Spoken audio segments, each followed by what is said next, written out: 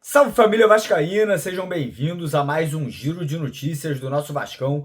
Vídeo de hoje, como sempre, trazendo para você, torcedor do Vasco, as últimas notícias, novidades e informações sobre tudo o que acontece no dia a dia do nosso Vascão. Vídeo de hoje, a gente vai trazer para vocês detalhes aí sobre Campeonato Brasileiro. Rodada terminou, o Vasco encerra a rodada dentro da zona de rebaixamento, mas o cenário poderia ter sido até pior. Vou explicar para vocês aí o motivo. Vamos falar muito aí sobre a partida de logo mais, porque hoje o Vasco joga as suas últimas cartas, as suas últimas chances aí na Copa Sul-Americana. Tem Vasco e Lanús, 9h30 da noite, fora de casa, com direito à estreia do treinador Fernando Diniz. Eu vou falar para vocês, tem polêmica, porque ontem a delegação do Vasco chegou em Buenos Aires. Eu vou explicar o motivo dessa polêmica, o que aconteceu aí. Parece que tem quase o mesmo número de comissão técnica do que de jogador viajando para essa partida aí na Argentina. E a gente vai dar aqui uma nossa opinião sobre essa situação também. Vamos falar bastante sobre a situação aí de novo executivo de futebol, né? O Vasco está buscando aí um novo manda-chuva, né? Um novo comandante para o futebol após a saída do Marcelo Santana, né? Que foi feito ali como testa de ferro da diretoria do Pedrinho, né? Foi feito ali como aquele cobaia, né? Usaram o cara, demitiram e agora estão buscando aí um novo contratado aí para a vaga de executivo de futebol. E vamos falar também sobre contratações, renovação de contrato do goleiro de Léo Jardim, que está virando aí uma grande novela mexicana. Então, quero convidar você a assistir o vídeo aqui até o final. Teremos um baita de um pré-jogo com presença de um jornalista argentino aqui, né, falando muito sobre a equipe do Lanús. Então acompanhe o vídeo até o final para você não perder nenhum detalhe, né? Peço para você se inscrever no nosso canal, caso você ainda não seja inscrito por aqui, ó, lá embaixo do vídeo, lá embaixo, dá uma pausa no vídeo, vai lá embaixo, clica naquele botão vermelho, venha fazer parte aqui do maior canal de notícias do Vasco no YouTube, com mais de 502 mil inscritos aqui no nosso canal, e peço a colaboração de vocês de duas formas. Primeiro, deixando aquele joinha, deixando aquele like no nosso vídeo, né, para ajudar aí, colaborar, que esse vídeo possa engajar, cada vez mais crescer aqui dentro da plataforma. E a segunda forma que você pode colaborar com o canal, e você pode também estar levando uma camisa oficial de jogo do Vasco para casa, né? A próxima camisa que a gente vai sortear vai ser uma camisa branca do modelo novo da capa. É só você colaborar através do Pix do canal, tá vendo? É esse número que está aqui na tela agora. Qualquer valor que for doado acima de R$1 vai participar do sorteio aí que a gente vai fazer hoje à noite, após a partida do Vasco contra o Lanús. Então, você puder colaborar com qualquer valor, como eu falei, acima de R$1, você participa do sorteio, né? Como eu falei, a sua colaboração para o nosso canal, ela é revertida em coberturas de jogos, né? As coberturas que a gente faz aí no estádio, translado, avião, passagem, estadia, comida. Então, quem puder colaborar, R$1, 5, 10, 15, 20, R$50, qualquer valor é bem-vindo. Pix, o canal tá aqui na tela agora para você dar essa moral. E quem pode aí estar levando uma camisa para casa hoje do Vascão é você após a partida terminar, beleza?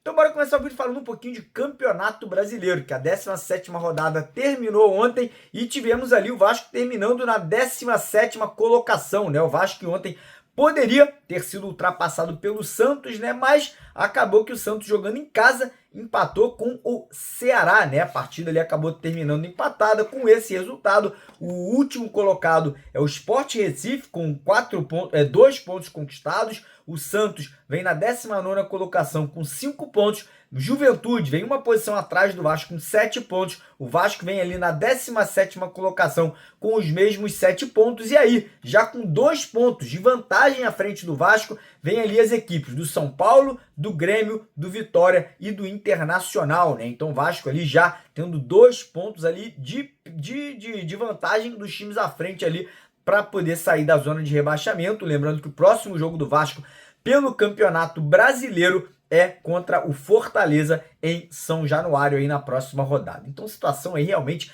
calamitosa, né? Situação aí preocupante do Vasco dentro da competição nacional nesse momento. Torcer para se recuperar agora com a chegada do Fernando Diniz. E falando em Fernando Diniz, é a estreia dele hoje, né, cara? Hoje é o primeiro jogo do Diniz sob o comando da equipe do Vasco. Ele teve a tempo apenas de fazer um treino, né? Ontem no Rio de Janeiro, antes da viagem, né? O Fernando Diniz ali fez ali um treino recreativo ali com a rapaziada, toque de bola rápido, né? Fez ali realmente aquele esquema que ele gosta muito, né? Que é de um time muito próximo, de jogadores muito próximos ali, tentando já implementar um pouco do sistema de jogo dele. E o que foi muito cobrado pelo Diniz foi uma mudança de atitude dos jogadores, né? Que os jogadores não sejam aqueles jogadores covardes, frouxos, né? Uma atitude de jogador frouxo dentro de campo. Quem veste, ó, isso aqui, essa cruz de malta, irmão, tem que representar, tem que ter atitude, tem que ser sujeito homem dentro de campo quando tá vestindo a camisa do Vasco. O Diniz vai cobrar isso, porque ele entende o tamanho dessa instituição, ele sabe o tamanho do Vasco e ele vai estar na beira do campo. Se o jogador fizer corpo mole, não estiver representando,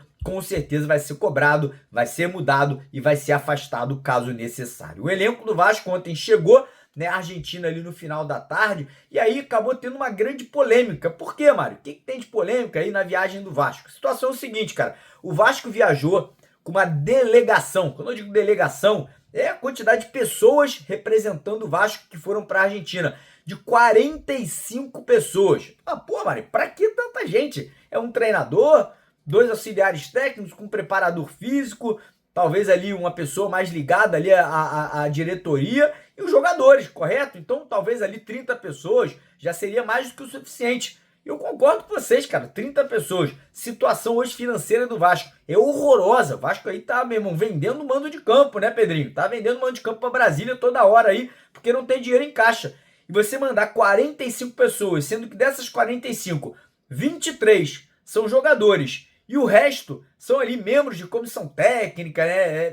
Pessoas principalmente ligadas à diretoria. A gente soube ontem que junto com o Fernando Diniz, quem viajou foi Felipe, que é uma grande vergonha o Felipe ser premiado, né? Deram uma viagem de presente para o Felipe, maestro, depois do trabalho horroroso que ele fez como treinador e diretor técnico, tinha ter sido demitido do Vasco e está sendo premiado, está sendo bonificado com uma viagem para Buenos Aires. Vergonhoso, chegou lá em Buenos Aires no hotel escondido, né, embaixo de um casaco para a torcida não ver ele e mandar ele para aquele lugar. Além do Felipe, viajou o Pedrinho, que para a Argentina ele quer ir, né, comer uma boa picanha argentina, né, comer um Angus argentino, tomar um bom vinho, né, um Malbec. Para a Argentina ele quer ir. Junto com o Pedrinho e com o Felipe foram o CEO da Vasco SAF, que é o Carlos Amodeu, que nunca viaja para lugar nenhum, para a Argentina ele quis ir.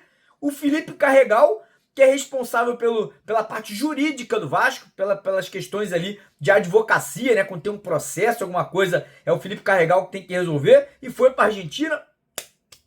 Será que teve algum problema jurídico do Vasco lá em Buenos Aires? Será que o Vasco teve algum problema ali de questão, tinha que resolver com advogados em Buenos Aires?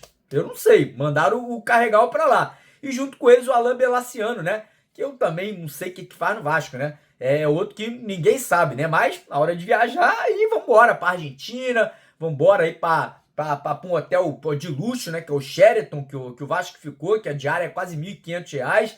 Irmão, o Vasco virou a casa da mãe Joana, né, irmão? O Vasco virou um clube que não tem dinheiro pra poder mandar jogo em São Januário contra Palmeiras e Botafogo, porque precisa poupar dinheiro, e agora manda todos os membros da diretoria pra Argentina para acompanhar a equipe aí, meu irmão. É brincadeira, a gente quer esclarecimento. Foi eles que pagaram do próprio bolso? Foi o Vasco que pagou essa viagem desses caras aí? A gente quer entender, Pedrinho. Porque se o Vasco não tem dinheiro, porque não, porra, tá passando aí, tá vendendo o almoço para pagar a janta, porra, levar esses caras pra uma viagem num jogo desse, quanto o Lanús que vai estar desesperado, irmão, desculpa, mas muito estranho, né, cara? Muito estranho. Mas, desculpa aqui o desabafo, vamos falar de campo e bola, porque o Fernando Diniz assume hoje a equipe.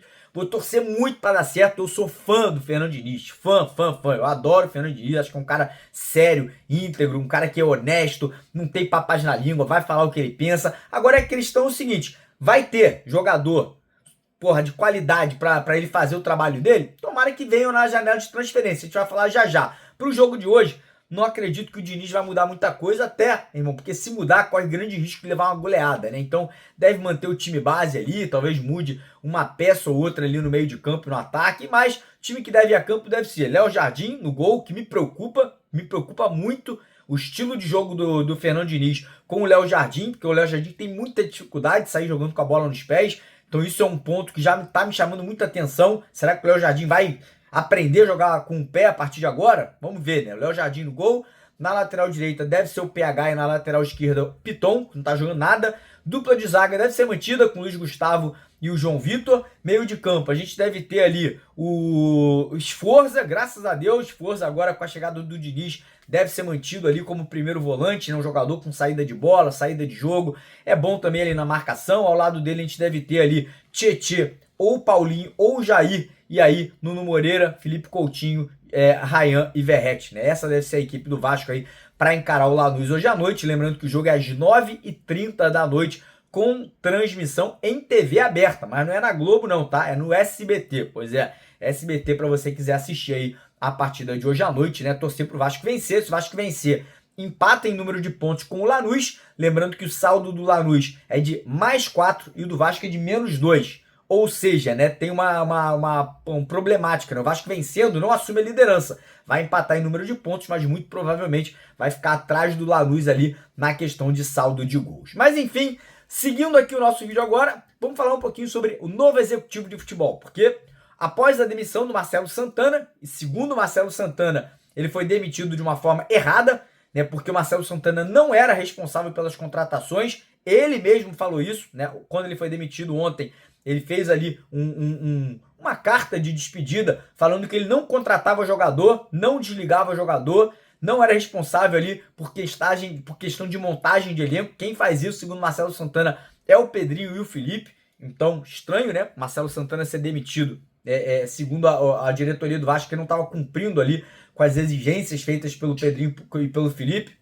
Mas enfim, agora o Vasco vai atrás de um novo executivo de futebol. 2 dias atrás, surgiu um burburinho lá no Globoesporte.com que o Pedrinho sonha em contratar o Rodrigo Caetano, né? Que é o sonho de todo mundo, né? O sonho do Flamengo, do Cruzeiro, do Palmeiras, do São Paulo, do Grêmio, do Inter, de todo mundo, Fluminense. Rodrigo Caetano já se pronunciou, veio a público. O Rodrigo Caetano que é muito Vasco, é torcedor do Vasco pra caramba. O sonho dele é voltar pro Vasco. Mas, meu irmão, o cara tá na seleção brasileira. Vai trabalhar agora com Carlos Ancelotti, né, meu? Um baita treinador. Chance do Brasil ano que vem com o Ancelotti de repente melhorar e ser campeão na Copa do Mundo. Você acha que o Rodrigo Caetano vai sair ter uma chance de ser campeão mundial com a seleção para vir trabalhar no Vasco agora? Bom, desculpa para vocês. Para mim isso aí foi cortina de fumaça. Para mim isso aí foi passagem de pano aí para tentar desviar aí o olhar da torcida do Vasco da ira, de como o torcedor tá irritado com a diretoria para tentar convencer que o Rodrigo Caetano vem. Não vem. Hoje não vem. Pode vir no final do ano que vem, daqui a 2 anos. Hoje não vem.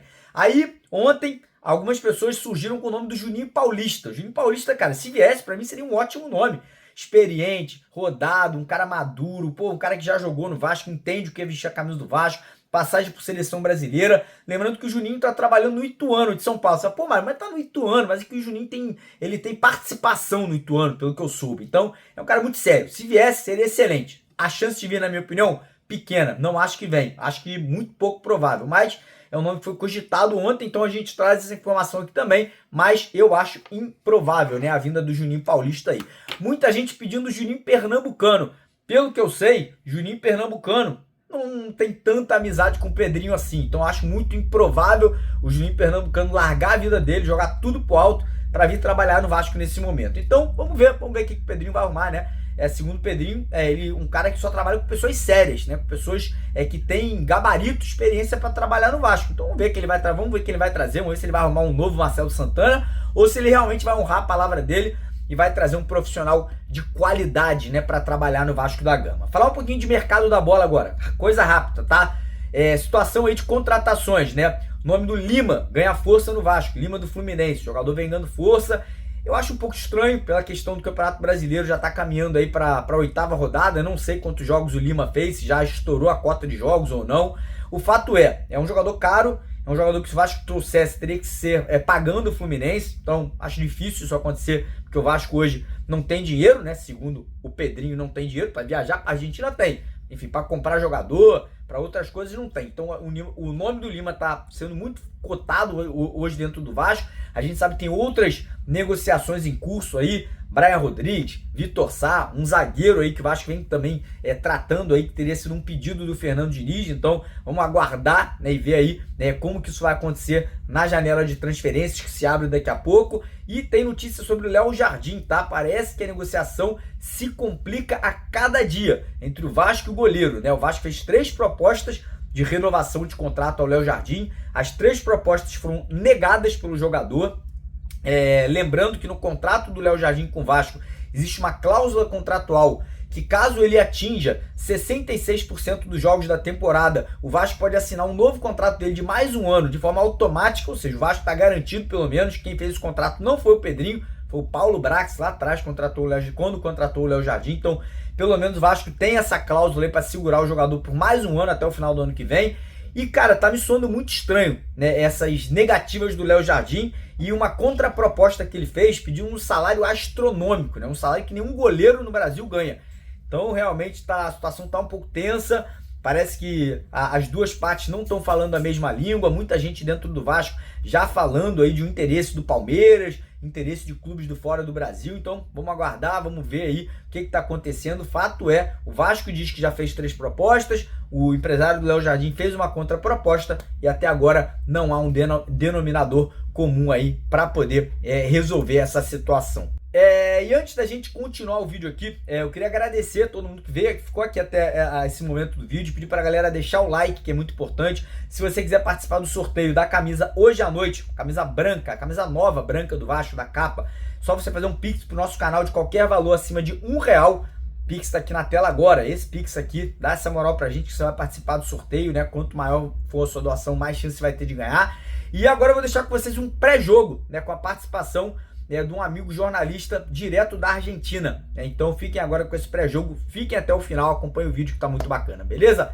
Tamo junto, vai lá, Berbert, um grande abraço, fiquem com Deus, 4 da tarde, tô de volta. Fala, rapaziada! Carlos Berbert na área, novamente aqui nos canais Mário Coelho Vasco e MCV Play. Estou aqui com meu amigo Gustavo Ribeiro, né, pra gente fazer mais um pré-jogo aí, um pré-jogo internacional de Lanús e Vasco da Gama. A gente sempre cita primeiro o time mandante e dessa vez o Vasco será o visitante, né? Pela segunda vez aí nessa edição da Sul-Americana de 2025. A primeira a gente não tem recordações muito boas, né? Então, assim, vamos ver, e se desenhou como um confronto decisivo até mesmo desse primeiro encontro, depois desse primeiro encontro entre Vasco e Lanús em São Januário, porque o Lanús já estava à frente, né, já estava na liderança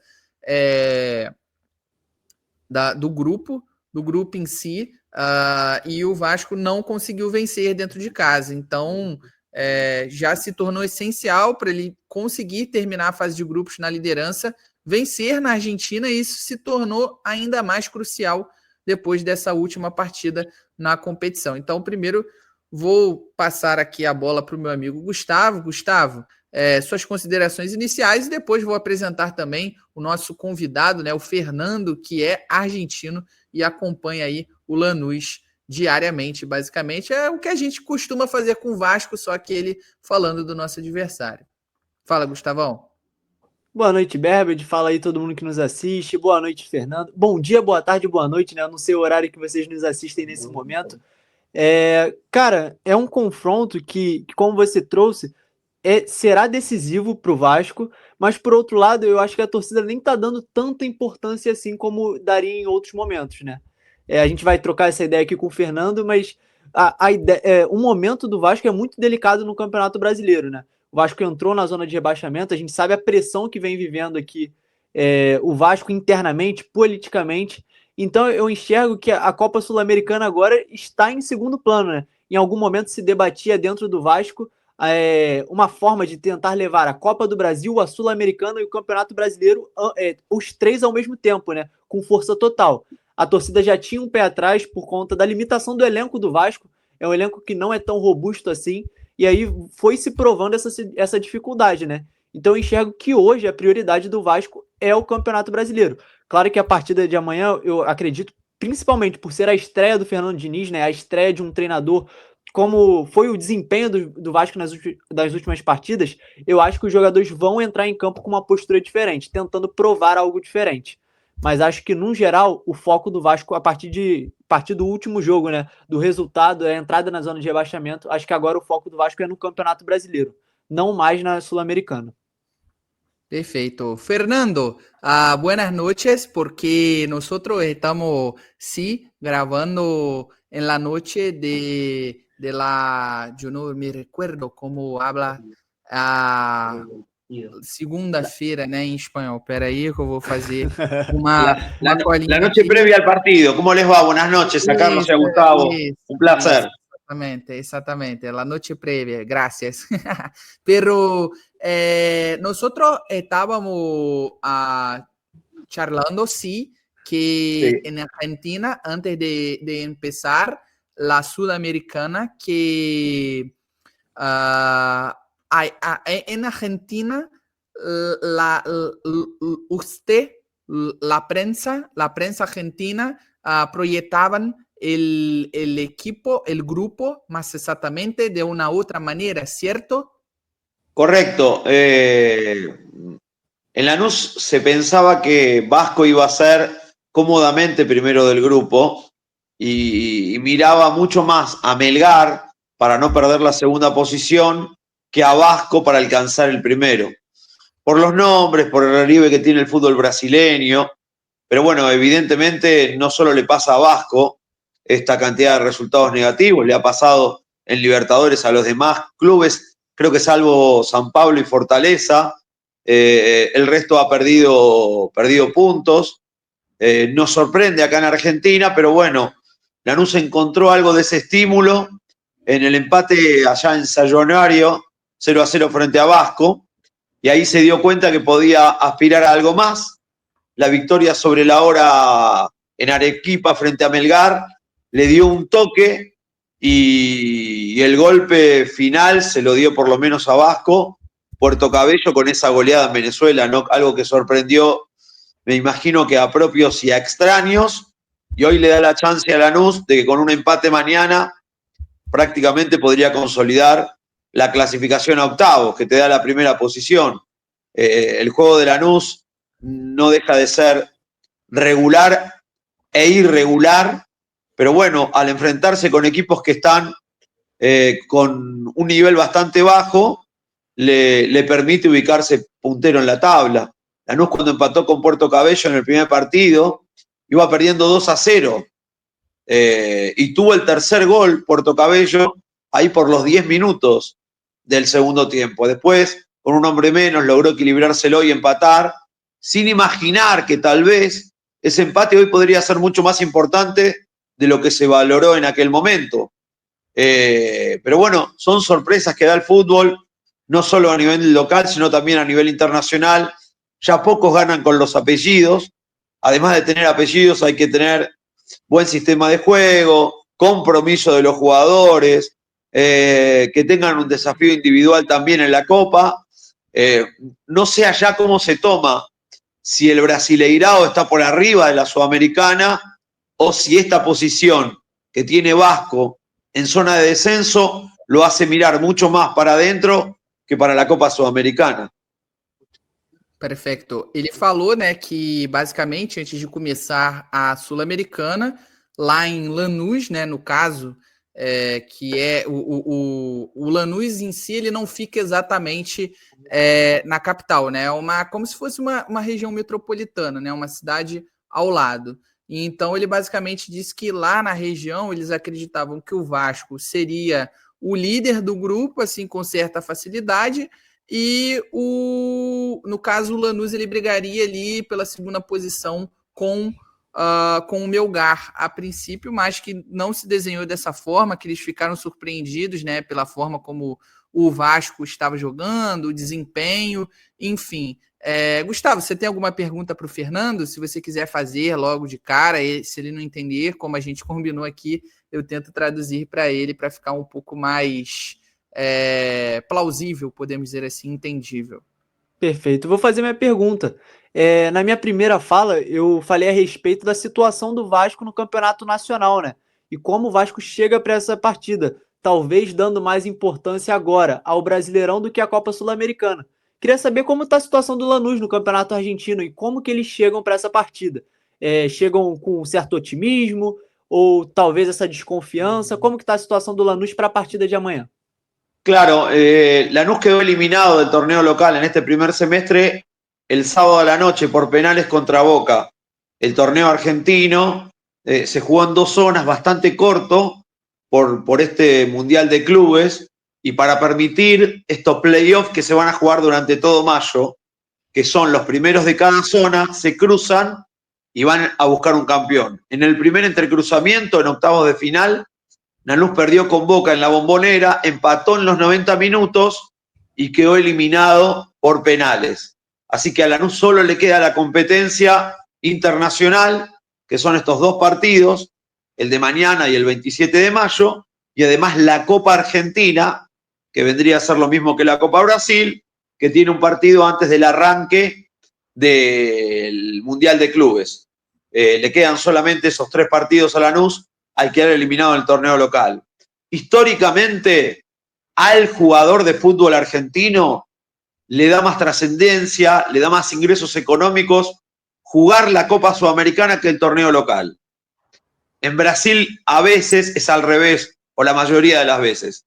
Acá no, el jugador se cuida, el jugador desde lo económico siempre privilegia la Copa Sudamericana y también los clubes. Más allá de que eso le cueste a los equipos medianos como Lanús no poder enfrentar las 2 competencias con la misma calidad. Y entonces a partir de ahí siempre la liga uno de los 2 torneos.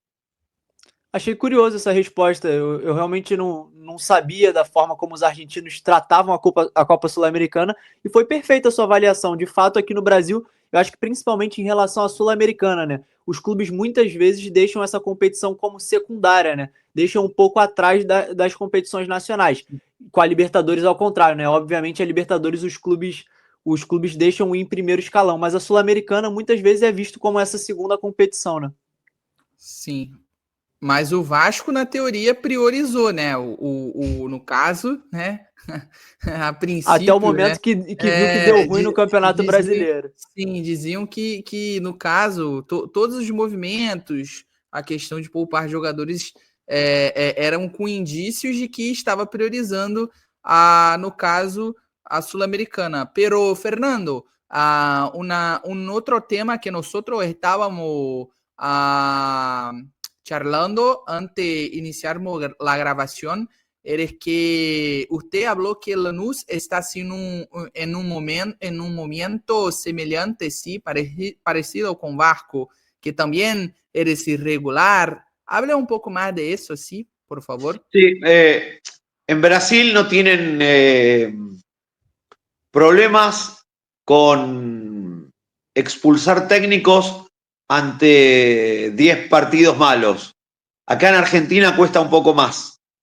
La verdad que la erogación, el dinero que ha puesto Lanús en este plantel, no se ve en los rendimientos dentro del campo de juego. Lanús es un equipo irregular y pobre desde lo que muestra futbolísticamente. Tal vez, como de 15 equipos por zona clasificaban 8, Lanús pudo llegar a los octavos de final.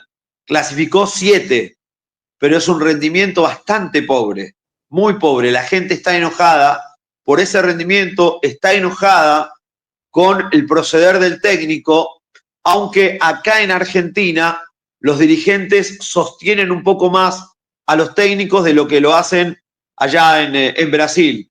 Uno escucha permanentemente que se va el técnico de Flamengo, de Flu, que se va el de Vasco, que se va el de Corinthians, o algunos más, lo mismo, creo que Ramón Díaz salió campeón del Brasileirao y ya no esté. No, del Brasileirao, de la Copa Paulista. Eso, sí, del Campeonato Paulista, sí. Del Campeonato Paulista. Salió campeón y ya no es más técnico. Sí. Acá sorprendería que un técnico campeón se quede sin su trabajo en la tercera fecha del torneo siguiente. Pero bueno, son cosas diferentes que está sucediendo, hay reprimenda permanente, me imagino que allá también. Acá las redes sociales están jugando sus partidos, sus campeonatos, lo ven los jugadores, es un condicionamiento más, y ha vuelto todo mucho más rápido de lo que se imaginaba antes. Llevar adelante los proyectos de 20, 25 partidos prácticamente no existen. Antes Lanús, la herramienta fundamental que tenía era poner chicos del club, sus formativas, sus divisiones juveniles, y ahora con la necesidad de resultados, Lanús estuvo peleando descenso en los últimos 2, 3 años, vinieron técnicos de afuera y poco relieve tuvieron los chicos del club en primera división, aunque algunos hay. Ya este año hay una diferencia grande de puntos entre la zona roja y donde está Lanús. Acá sigue habiendo promedio para irse a la B o no, aunque se va uno de la tabla anual e não como allá que se van 4. Sim, então basicamente ele falou que assim, o Lanús está numa situação um pouco semelhante que a do Vasco, né? E acho que um ponto que, assim, eu e o Gustavo, a gente comentou nesse jogo que teve lá em São Januário, né, entre Vasco e Lanús, no caso, esse primeiro encontro. Lembrando que essa partida dessa terça-feira vai ser a 5ª rodada do Grupo G, tá, gente? Ou seja, a penúltima rodada da fase de grupos no geral e, claro, para essas duas equipes. Então, assim, como a gente falou, se desenhou dessa forma para ser um confronto decisivo, né? Pelo fato do Vasco não ter conseguido vencer o Lanús dentro de São Januário, e inclusive o Lanús foi dominante em alguns momentos da partida, inclusive, né? Acho que isso assim, impactou todo mundo, né? Tanto para o lado positivo quanto tanto para o lado positivo do Lanús, que demonstrou ser uma equipe totalmente com condições de competir, e o nível baixo que o Vasco estava apresentando ao mesmo tempo. Mas assim, e aí pela goleada que o Vasco sofreu na Venezuela também, como eu disse, se tornou ainda mais decisivo o Vasco ir para vencer de qualquer forma o Lanús, claro, sendo a projeção, o desejo da equipe. Agora, se vai conseguir transformar essa vontade, né, se vai ser eficiente a tal ponto, são outros 500. Mas e aí, Gustavo, você tem mais alguma pergunta para o Fernando? Eu tenho mais algumas aqui para perguntar, para depois liberá-lo, até porque ele está com o tempo contado também.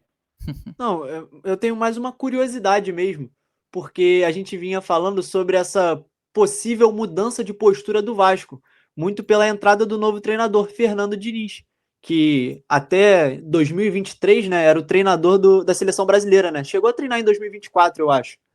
E aí o meu questionamento para o Fernando é se isso tem sido comentado aí na Argentina.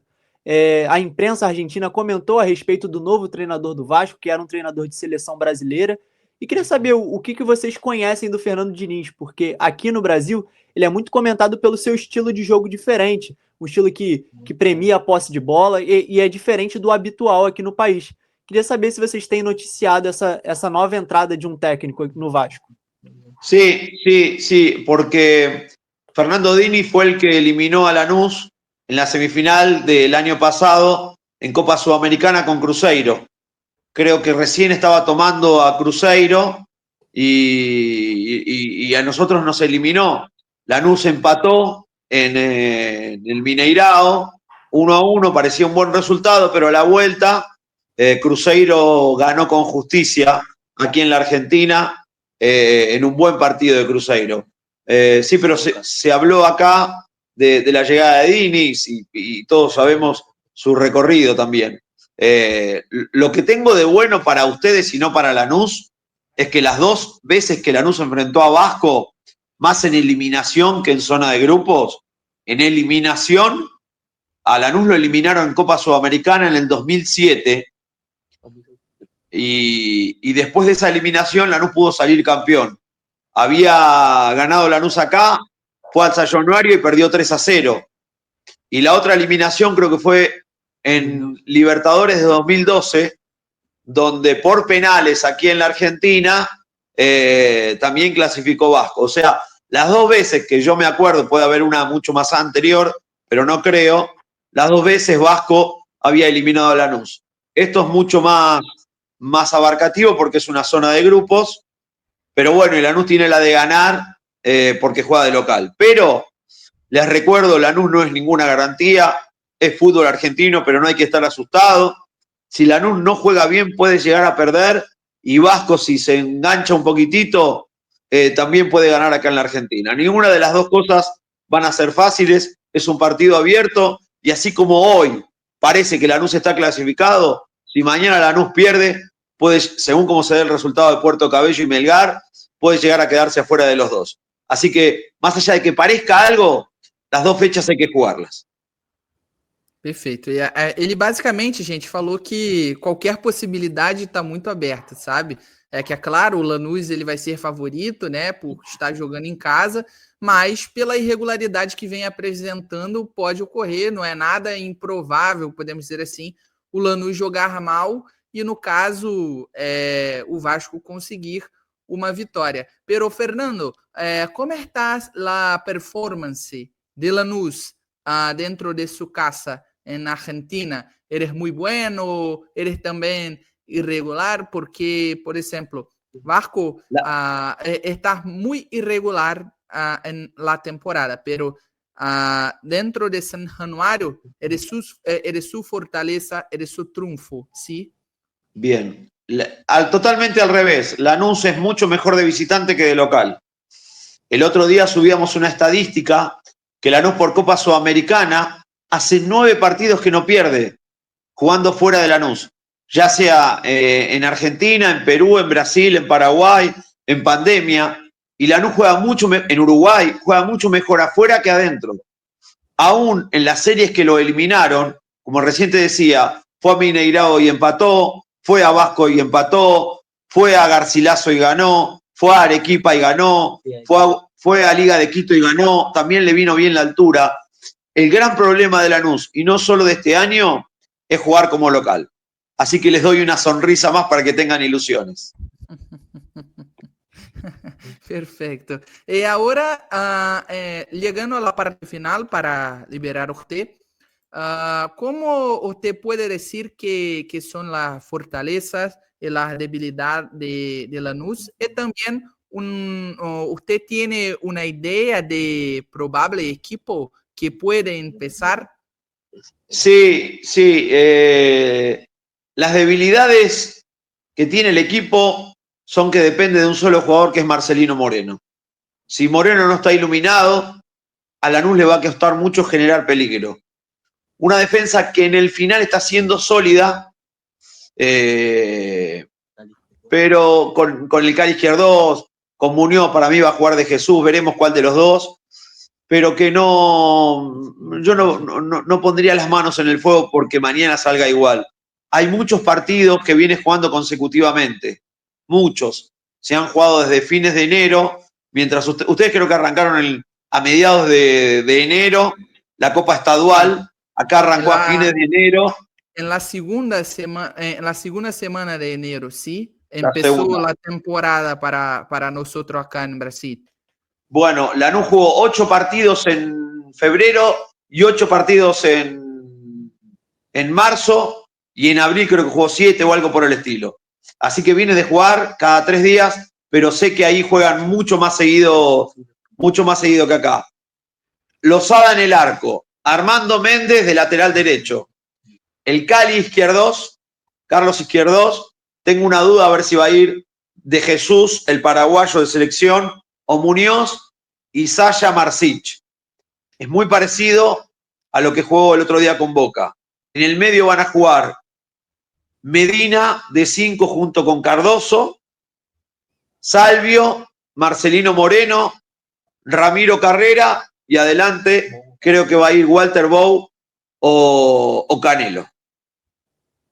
Perfecto. Para liberar a usted, la fortaleza del equipo, ¿qué usted puede puntuar, hablar qué son las fortalezas? Lo principal que Vasco tiene que tener más atención.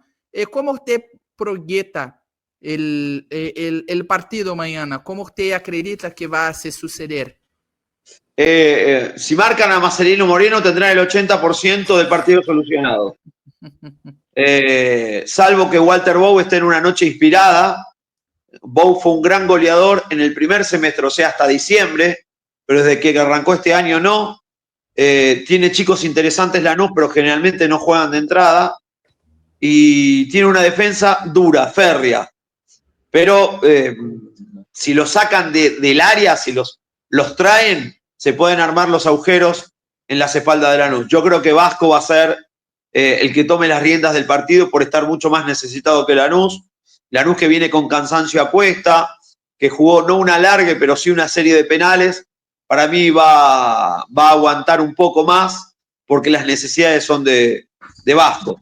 Y a partir de ahí empezará a jugar el partido. Yo creo que de entrada nomás Vasco vendrá a jugar los primeros 15 o 20 minutos, creo yo, y Lanús lo esperará. Perfecto, entonces eres eso, Fernando. Muchas gracias por te participar. ¿Mañana relatan ustedes? ¿Mañana relatan ustedes el partido o no? ¿Cómo? ¿Mañana ustedes transmiten el partido? No, ¿Por YouTube? No, nosotros no transmitimos. Intentamos ir ahí para viajar. No, pero desde allá. Desde allá no. No. Solo después. Nosotros vamos a hacer una transmisión acá en YouTube, sí, pero después del partido, un análisis del partido de Vasco, nosotros tenemos este hábito acá, ¿sí? Bueno, si en el partido quieren ver YouTube, buscan Lanús 2000 con 2000, Lanús 2000, y nosotros hacemos la transmisión en YouTube y también los saludamos. Tiramos para Lanús, pero somos ecuánimes desde lo profesional. Así que si la gente amiga de Río se quiere sumar, y si algún día vamos a Río, los estaremos buscando también. Claro, con certeza, sí. Muchas gracias una vez más por ter aceptado el convite, sí. Muchas gracias. Abrazo grande. Abrazo grande. Un buen partido para la equipa que tiene un mejor merecimiento, sí, de ganada. Que gane el mejor. Un abrazo grande. Saludos a toda la gente allá en Río. Abrazo grande. Un abraço. Chao. Tchau. Então é isso, galera. Aí, ó, tá vendo? Aqui é assim. Nós trazemos, né, uns convidados especiais. Acho que foi bem interessante, né? E assim, esperançoso do ponto de partida que ele falou que, assim, o Lanús não joga tão bem dentro de casa. Ele joga melhor como visitante, né? Então, se torna aí uma esperança para o Vasco a mais, né? Que, enfim, tá iniciando um novo trabalho, né? Aí com o Fernando Diniz, que vai ser exatamente a sua estreia diante do Lanús, né? E ele falou um pouquinho, né? Eu acho que é um pouco semelhante do que foi ali até o pré-jogo com o Operário, devidas às semelhanças, né? Porque foi o que ele falou. O Marcelino Moreno é o principal jogador do Lanús, que passou aqui pelo futebol brasileiro, inclusive, jogou pelo Curitiba. Então, enfim, é isso, galera. Então, o Vasco da Gama, se quiser vencer, principalmente, marque Marcelino Moreno. Ele falou do Sálvio também, que é o camisa 11.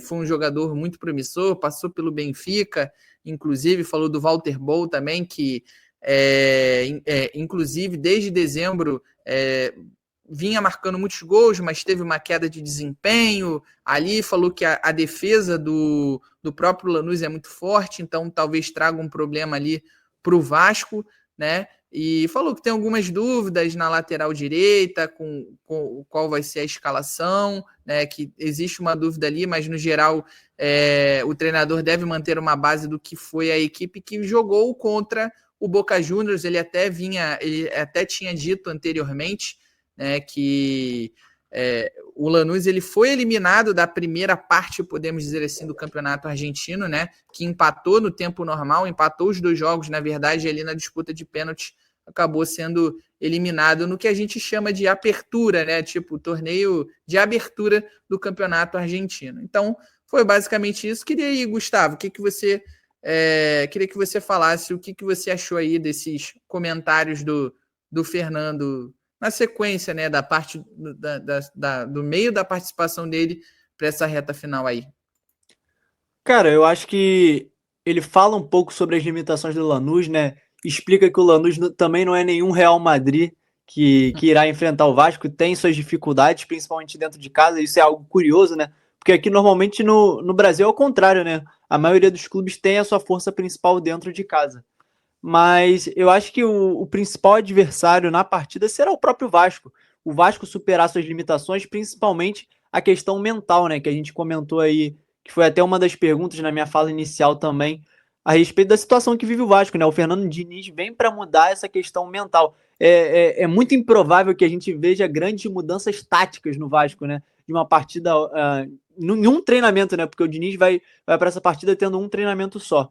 Eu acho que a principal mudança que a gente pode cobrar e a maior dificuldade do Vasco é saber lidar com a questão psicológica que vem afetando muito o Vasco nos últimos jogos, né? Talvez nessa última temporada, né? Durante a temporada inteira o Vasco não mostrou nenhuma capacidade de reação. É curioso, como sempre que o Vasco sofre um gol, o time não consegue reverter os resultados, não consegue mostrar uma atitude diferente na partida. E aí, hoje, amanhã no caso, né? Hoje, né? Porque o vídeo tá saindo na terça-feira, né? O Vasco vai ter que não só reverter a situação dentro da partida, e sim dentro da competição, né? Renascer dentro da competição. E a vitória será muito importante, será a única opção, caso o Vasco queira, de fato, se classificar ainda em primeiro, que é algo que eu enxergo de muito improvável, mas se ainda almeja classificar para os playoffs, né, que antes das oitavas, o Vasco vai precisar buscar um resultado positivo aí contra o Lanús e também na última rodada dentro de casa. Perfeito.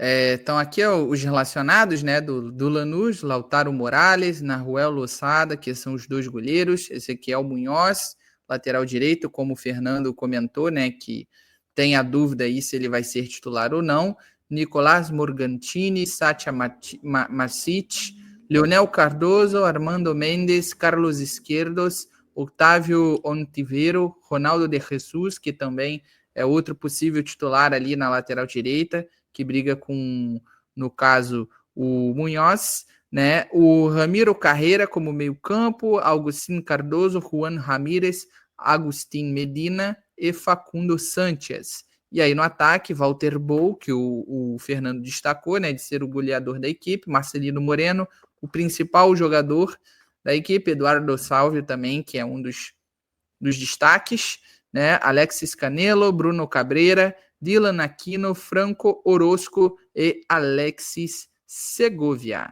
Então, esses são aí os relacionados do Lanús com os principais, com alguns destaques assim que nós citamos, obviamente. Eu vou trazer já os relacionados do Vasco também, né? Então, tá aqui, ó. Vou compartilhar a tela com vocês. Vou colocar aqui no caso, pelo Twitter, beleza? O Vasco irá trazer os jogadores que vêm sendo utilizados nas últimas partidas, né? As ausências serão ainda do Payet, Maurício Lemos e Lucas Freitas, né? Uhum. Tá aqui, ó. Adson, Alex Teixeira, Coutinho, Daniel Fusato, Garré, Hugo Moura, Jair, João Vitor, Léo Jardim, tá relacionado, né? Teve uns burburinhos aí que ele talvez nem jogaria para evitar, né, alcançar aí a meta. Eu achei um pouco estranho, o cara já vai alcançar a meta, no caso, em maio, né? Ainda tem bastante temporada. Ainda mais nesse ano que tá aquela maratona desgastante absurda, né? Então vamos lá. Daniel Fusato, Garré, Hugo Moura, Jair, João Vitor, Léo Jardim, Lodi Augusto, Lucas Oliveira, Lucas Piton, Luiz Gustavo, Lincoln, Matheus Carvalho, Nuno Moreira, Pablo, Paulinho, Paulo Henrique, Puma Rodrigues, Rayan, Esforza, Tietê, Verrete, Vitor Luiz e Zucarello. Então, é isso. A única provável novidade aí no time seja o retorno, em comparação ao último jogo, né, derrota para o Vitória no Barradão de virada, seja o retorno aí do Paulo Henrique na lateral direita, já que ele cumpriu suspensão ali no Campeonato Brasileiro, mas acredito que, até por ser o início de trabalho também, o Diniz não faça grandes mudanças. O que a gente fica aí na expectativa é se, no caso, o Juan Esforza vai continuar como titular. Acho que deveria continuar, na minha visão, até porque é um jogador que se encaixa nas características de meio-campista que o Diniz tem como ideal, e além do que, o garoto fez uma boa partida, né? Ajudou o Vasco no melhor momento do Vasco, naquele primeiro tempo, passou muito bastante ali pelo que o Sforza conseguiu ajudar, né? Ele orquestrou, podemos dizer assim, o time, né? Fazendo a ligação entre o meio e o ataque. Não foi nenhuma partida assim de almanaque, tá? Não estou dizendo que ele foi um jogador nota 10, mas ele ajudou muito ali na condução do time, na minha opinião. E aí, Gustavo, como que você acha que vem esse time do Vasco aí para enfrentar o Lanús? Cara, a gente não consegue prever, né? Porque é um novo trabalho, o Diniz vai implementar as visões dele em cima do elenco, né? A gente conversava muito a necessidade do Vasco de... Será que tem necessidade de fato de entrar com o time principal? Visto que agora o Vasco de fato precisa pontuar no Campeonato Brasileiro, já estamos dentro da zona de rebaixamento. Eu realmente não sei, eu acho que se ele entrar com o time titular, ele vai entrar com o mesmo time da última partida, como você disse, com a entrada do Paulo Henrique. Mas eu enxergo ele dando mais oportunidade para o Sforza, por ser um volante de mais qualidade técnica. A gente sabe que o Hugo Moura não vem numa boa fase, mas eu acho que o Diniz vai conseguir mais moldar o time, encontrar um time titular à sua escolha com mais tempo de treinamento, né? Não é com um dia de treinamento que ele vai mudar as coisas assim. Sim, perfeito. Até viralizaram algumas imagens, né, do time tocando a bola desde o goleiro, né? Aí o pessoal falando, aí, ó, olha o Jardim com o pé, mas na verdade era o Daniel Fusato naquele frame. Mas, enfim, cara, é isso. O Vasco tem que tomar cuidado, né? Como o Fernando comentou muito bem, ele acredita que nos primeiros 15, 20 minutos ali o Vasco vai tomar as rédeas, né? Dominar as ações e o Lanús vai esperar um pouco mais, até porque ele está numa situação um pouco mais tranquila, né? Um empate é muito favorável para o Lanús, que se mantém ali na primeira colocação e, na teoria, encaminha a sua vaga, né? Até porque, querendo ou não, o Puerto Cabello ele pode chegar com chances, né? Caso ele vença o Melgar. Então, de novo, é essencial o Vasco vencer para ele se manter vivo e continuar pensando em avançar, né, em primeiro lugar e não, por exemplo, para os playoffs, né? Porque assim, quem fica na segunda colocação, vale relembrar que vai para uma fase prévia, na teoria, né? Vai enfrentar uma equipe, um dos terceiros colocados da Libertadores. Então, você tem que tomar muito cuidado. E tem muito time bom em terceiro colocado aí atualmente, né? Tem o próprio Flamengo, tem o próprio Botafogo, tem o Inter, que está em terceiro no grupo. Então, se puder fugir dessas equipes, seria muito melhor. Então, assim, é essencial o Vasco fazer um jogo de 0 erro. Até porque, nessa mesma rodada, no outro confronto, é Lanús contra... Lanús não, perdão, é Melgar contra Puerto Cabello. Então, o Puerto Cabello, depois da goleada que ele conseguiu em cima do Vasco, ele vem com uma parte anímica, assim, com uma extrema confiança de que eles são capazes de, pelo menos, tomar, né, a segunda posição, no caso. E tem esse confronto direto entre o primeiro e o segundo colocado, que vão perder pontos, né? Então, para o Puerto Cabello também é uma situação favorável. Então, o Vasco precisa vencer o Lanús na Argentina, e aí, no caso, encontraria um cenário um pouco mais favorável na última rodada, porque pega o Melgar, que no caso seria o time que não tem mais condições de passar dentro de São Januário, enquanto aquele cenário que ele encontrou de dificuldade na rodada anterior, no caso, essa que nós vamos entrar nesta terça-feira entre Lanús e Vasco, vai se reverter. Aí quem vão se enfrentar, no caso, é Puerto Cabello e Lanús na Argentina. E algum dos dois vai deixar pontos pelo caminho. Então, por isso, né, que é um confronto direto, o Vasco precisa vencer de qualquer forma. Trouxe aqui um pouco do cenário para vocês. E aí, Gustavo, o que você acha que, assim, pelo que o Fernando falou, onde que você acha que o Vasco precisa, né, centralizar as suas atenções, né, para fazer uma boa partida, e onde que ele tem que tomar mais cuidado, assim, para evitar, né, até sair atrás do placar, e como a gente falou, a gente vem citando até nas lives pós-jogo, que, no caso, nessa parte anímica, o Vasco, ele quando leva gol, ele já se abate. Normalmente, é quando, no caso, ele já está 0-0 ainda, ele não consegue suportar, ele não consegue ali reverter a situação. A única vez que foi, no caso, na estreia do Campeonato Brasileiro, né? Que o Vasco saiu atrás do placar e conseguiu a virada sobre o Santos dentro de São Januário. Cara, chamou atenção essa fala dele a respeito da posse de bola no início, né? Ele esperar que o Lanús se retraia um pouco dentro de casa, isso é curioso, né? E visto que será a estreia de Fernando Diniz, né? Por mais que não tenha muito tempo de treinamento, com certeza ele deu a orientação que o Vasco mantenha um pouco mais a posse de bola. E eu espero isso nessa partida, ao longo dessa partida. Que o Vasco tenha, em média, mais a posse de bola do que vem tendo, assim. O time do Vasco é um time que se livra muito da bola, né? No trabalho do Felipe, no trabalho do Carille, o Vasco entregava muito essa bola ao adversário. E eu espero que isso seja diferente na partida já contra o Lanús, por conta da orientação do Diniz mesmo. Isso não é claro que vai se aprimorar ao longo dos treinamentos, mas é algo que falado pode ser visto já na partida de hoje, né? Então eu acho que isso será importante, principalmente na hora da defesa, né? Tem aquele famoso ditado, né, que a melhor defesa é o ataque, né? O Vasco conseguindo reter essa posse de bola, ele entrega essa bola menos para o Lanús, que terá menos oportunidades. Então eu acho que será esse o caminho. Um Vasco de Fernando Diniz tentando manter mais a posse de bola, entregando menos para o adversário, para que diminua essas chances criadas por parte do Lanús, né? Que o Vasco vem sofrendo muito com a quantidade de chances criadas dos seus adversários. Sim, é aquilo. E o time que tem mais a bola, ele cansa menos, porque ele corre menos, né? Se ele tiver mais a bola. Então, na teoria, enfim. Mas é aquilo, o Vasco não é um time muito lógico, né? Até porque com um a mais conseguiu tomar a virada pro Vitória. Porém, enfim, isso é Vasco da Gama, né? Mas é isso, galera. Acho que a gente vai chegando na reta final. Eu acredito que a partida também vai se desenhar, como o Fernando falou, né? Pelo Lanús estar numa situação mais favorável, não precisa tanto ali se expor, vai esperar um pouco mais e tentar vencer o Vasco no contra-ataque. Esse que é meu grande medo, já que é um time não tão intenso assim, né? Pelo contrário, é um time que encontra muitas dificuldades nas transições, tanto ofensivas quanto defensivas. Claro que pode melhorar, mas para isso precisa organizar a equipe. Acho que o Diniz é muito bom nesse ponto, mas claro, ele vai precisar de tempo. E ele vai ter esse tempo com a parada, né?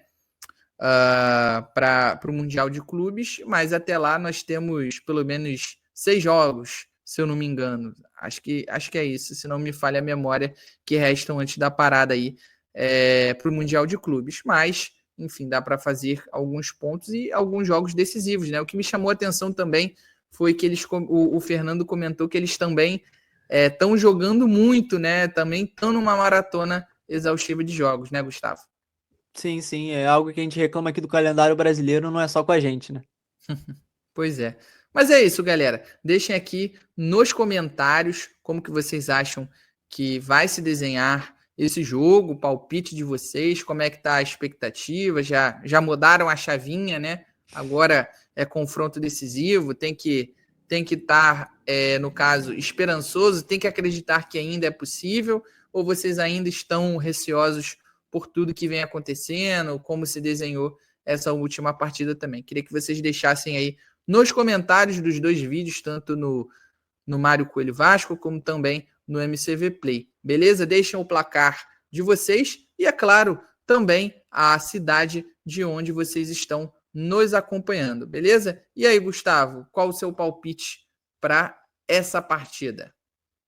Eu sempre palpito positivamente, né? E eu não vou mudar.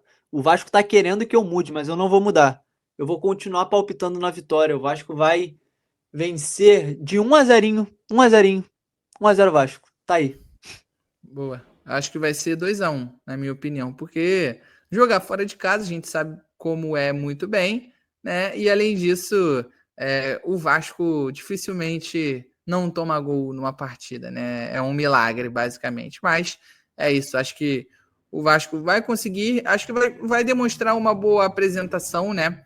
Por estar precisando, a questão do fato novo, né?